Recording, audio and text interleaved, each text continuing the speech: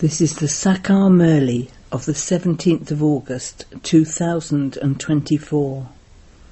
Essence: sweet children, do not have love for perishable bodies, but have love for the imperishable Father, and you will become liberated from crying. Question: what is unrighteous love, and what are its consequences? Answer: to have attachment to perishable bodies is to have unrighteous love. Those who have attachment to perishable things cry. There is crying because of body consciousness. In the Golden Age, all are soul conscious, and there is therefore no question of crying. Those who cry end up losing everything. The imperishable children of the imperishable Father now receive those teachings. Become soul conscious, and you will be liberated from crying. Om Shanti. Only you children know that souls are imperishable, and that the Father is also imperishable. So whom should you love? Imperishable souls. It is only imperishable ones that should be loved. One should not love perishable bodies. The whole world is perishable. Everything is perishable. This body is also perishable, whereas the soul is imperishable. Love for a soul is imperishable. A soul never dies. This is said to be righteous. The Father says you have become unrighteous. In fact, imperishable ones should have love for the imperishable one. You have love for perishable bodies, and this is why you end up crying. You don't have love for imperishable souls. Because of having love for the perishable, you have to cry. You now consider yourselves to be imperishable souls, and so there is no question of crying, because you are soul conscious. So the Father is now making you children soul conscious. By being body conscious, you end up crying. You cry over perishable bodies.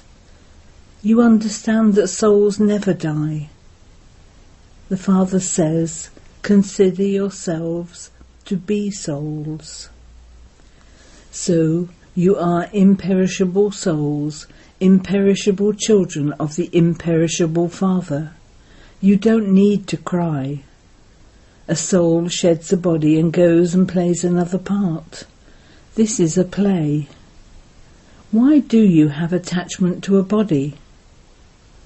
Break your intellect yoga away from your body and all its relationships, and consider yourself to be an imperishable soul.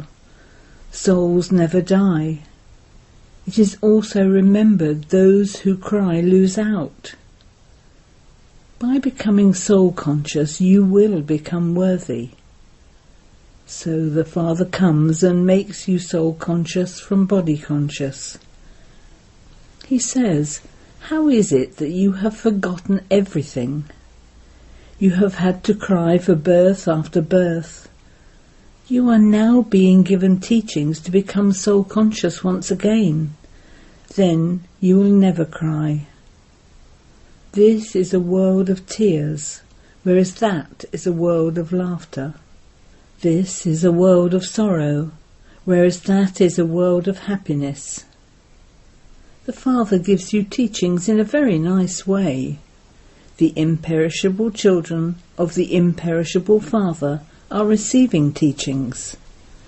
Those people are body conscious, and they give teachings while only looking at bodies. People cry when they remember a body. They even see that the body has been destroyed, and so what would be the benefit in remembering it? Would you remember ashes? The imperishable thing, the soul, went and took another body. You children know that those who perform good actions also receive good bodies. Some receive badly diseased bodies. That too is according to their karma. It isn't that if they have performed good actions they go up above. No. No one can go up above. Those who have performed good actions would be called good, and they would receive a good birth. But they still have to come down. You know how we ascend. Although someone might become a Mahatma, a great soul, by performing good actions, his degrees would still continue to decrease. The Father says, even so they remember God and perform good actions, so I give them temporary happiness. Nevertheless, they still have to come down the ladder. Perhaps they have a good name, but people here can't even distinguish between good and bad actions. Those who have occult powers are given so much regard. People go crazy chasing after them. All of that is ignorance. For example, someone makes donations and performs charity indirectly, or builds a dharamshala or a hospital. So he would surely receive the return of that in his next birth. They also remember the Father, and even though they insult others, they still take the name of God. However, because of being ignorant, they don't know anything. They remember God and worship Rudra. They consider Rudra to be God. They create a sacrificial fire to Rudra. They worship Shiva or Rudra. The Father says, they worship me, but look at what they create and what they all do out of senselessness. There are as many gurus for human beings as there are human beings. When new leaves and branches emerge on a tree, they look so beautiful. Because of being Satoguni, they are praised. The Father says this is a world of those who have love for perishable things. Some have so much love that it is as though they go crazy out of attachment. Even important businessmen go crazy out of attachment. Because women don't have this knowledge, when they become widows, they cry so much in remembrance of those perishable bodies. You now consider yourselves to be souls, and you look at others as souls, and so there isn't the slightest sorrow. A study is said to be a source of income. There is also an aim and objective in studying. However, that is for one birth. They receive a salary from the government. They study and then do business. Only then do they receive money. Here, this is something new.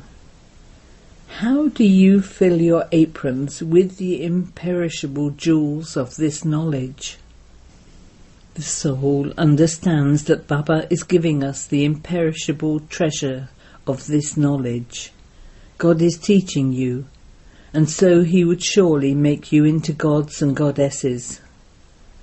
However, it is in fact wrong to consider Lakshmi and Narayan to be a god and goddess.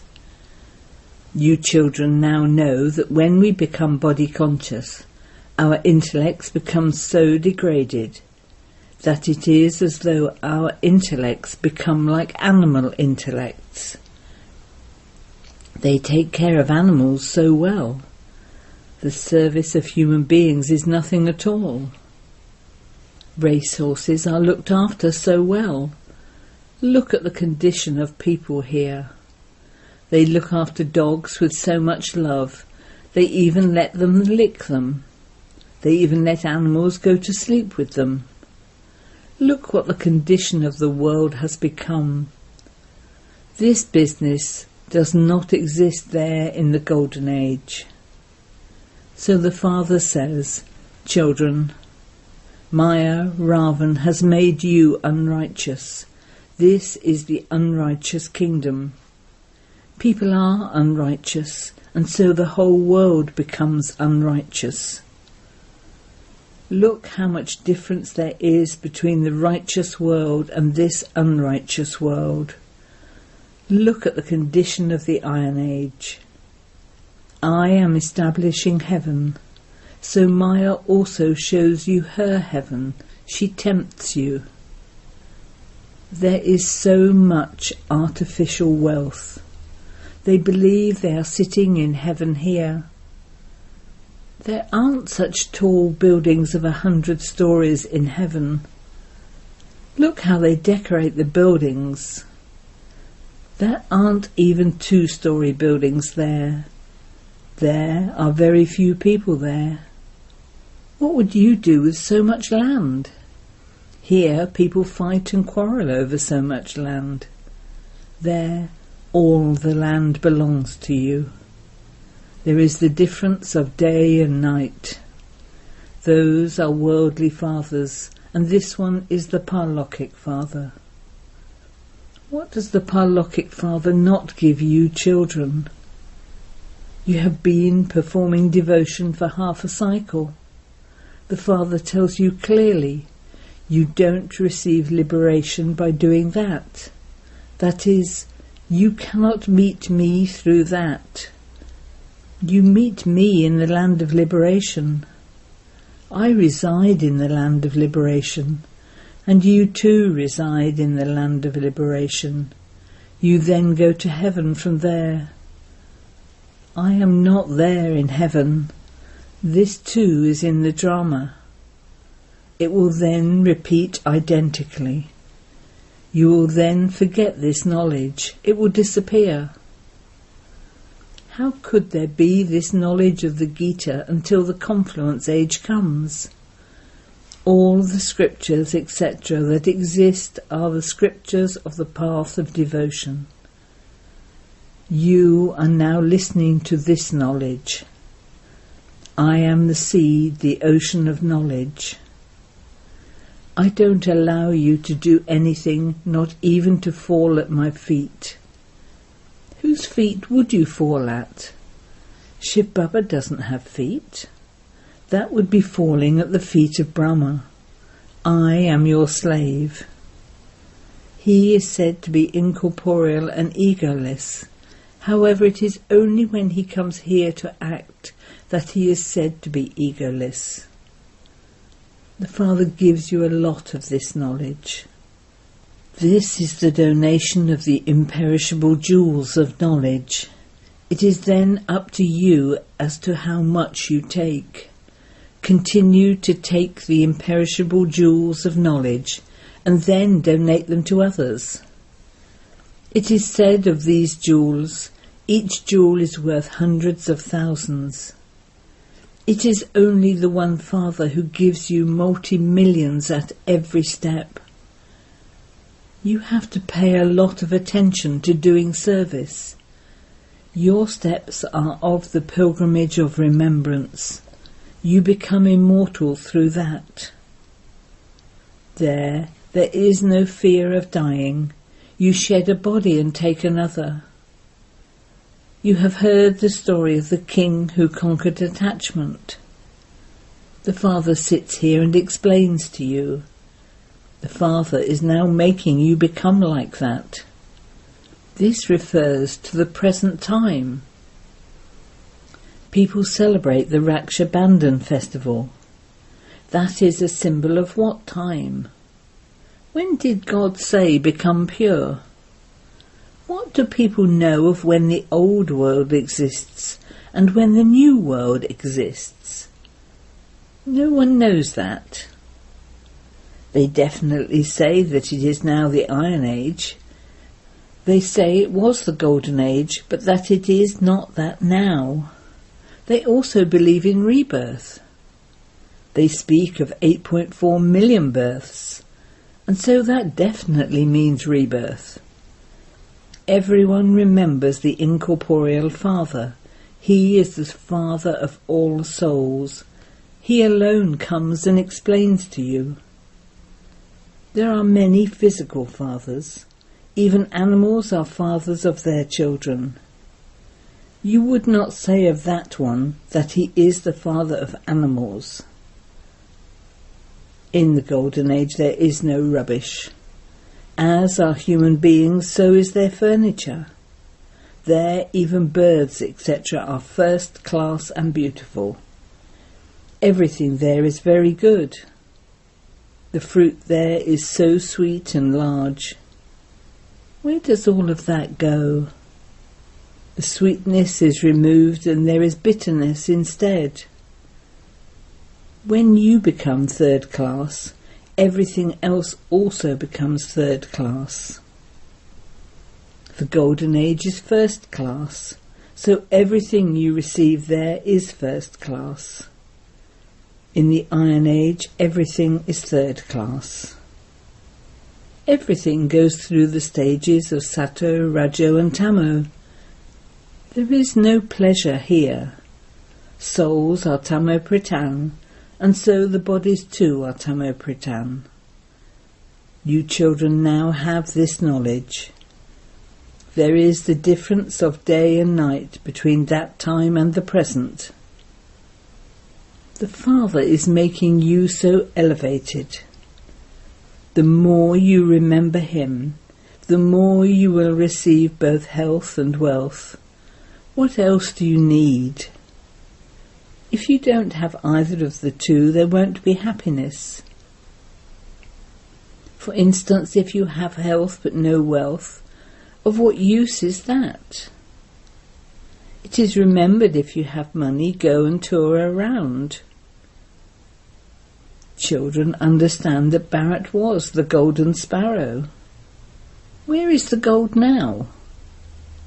Gold, silver and copper have gone, and now there is nothing but paper. Where would you get money from if the paper were to flow away in the water? Gold is very heavy. It would remain where it is. Even fire cannot burn gold. So here everything causes sorrow. None of these things exist there. There is limitless sorrow here at this time. The Father comes when there is limitless sorrow. Tomorrow there will be limitless happiness. Baba comes and teaches you every cycle. This is not anything new. You should remain happy. You have nothing but happiness. This is the state of the final period. Ask the gopis and gopis about supersensuous joy. At the end you will understand everything very well. Only the Father tells you what real peace is. You claim the inheritance of peace from the Father. Everyone remembers him. The Father is the ocean of peace. The Father explains who can go to him. Such and such a religion comes at such and such a time. They cannot go to heaven. Many sages and holy men have now emerged, so they are praised. Since they are pure, they would definitely be praised. They have just newly come down. Older ones cannot be praised as much. They have experienced happiness and become Tamo Prithan. So many different types of gurus continue to emerge. No one knows this unlimited tree.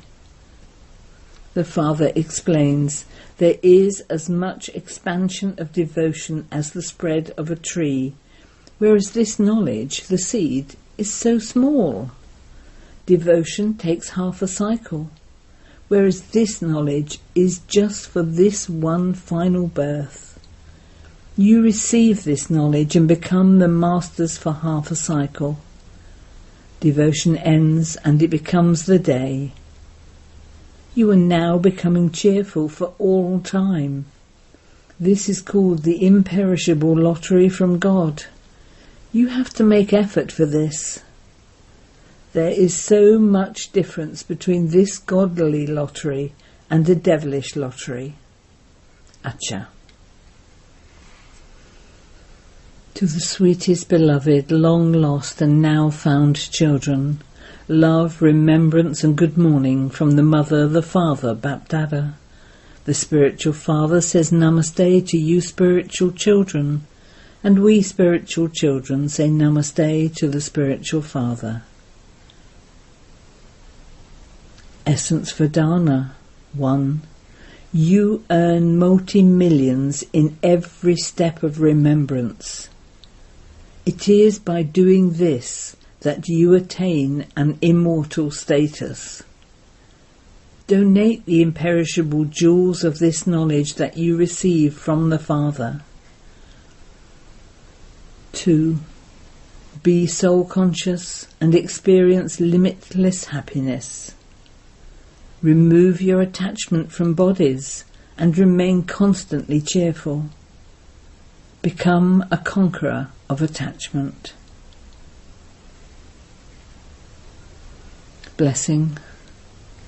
May you be a special soul and constantly stay in spiritual pleasure by considering every moment to be your final moment. The confluence age is the age to stay in spiritual pleasure, and so you must continue to experience spiritual pleasure at every moment. Never become confused about any situation or any test, because this is the time of untimely death. If instead of being in pleasure you become confused for even a short time, and that happens to be your final moment, what would then be your final moment? This is why you are taught the lesson of being ever ready. Any second can be deceptive, and so you must consider yourself to be a special soul and create every thought, speak every word, and perform every act, while constantly staying in spiritual pleasure. Slogan. In order to become unshakable, finish anything wasteful or impure. Om Shanti.